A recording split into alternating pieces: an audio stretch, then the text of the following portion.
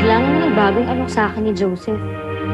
Ngayon naman, kinukumbinsi niya akong kumanta dun sa bar niya.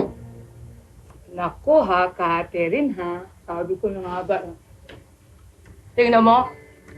Nakita ko yung, di ba sabi mo na, nandun na nga yung picture sa may mesa. Pagkatapos ngayon, kukunin ka pa na maging star singer ng bar niya. Alam mo, magsisimula ka naman eh. Vera, Iba na ata ilang yan. beses ko bang sasabihin sa'yo na magkaibigan lang kami ni magkaibigan? Joseph. Sandali. Saka pwede ba? Huwag mo nang lagyan ng mali siya yun. Nakakahiya dun sa tao. Sandali.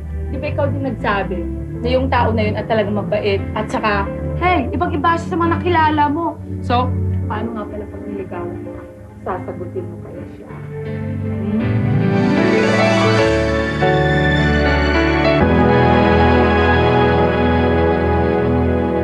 Alam mo, Vera, nadala yata ako dun sa nangyari sa amin ni Charles eh.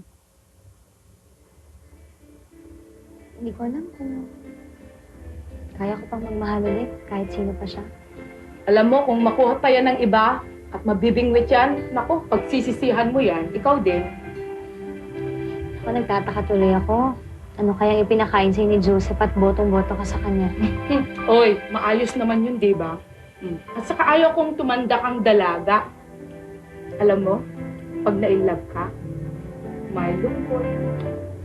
Meron ding saya. Oh, di ba? At ang sarap naman yung may nag-aalaga sa'yo.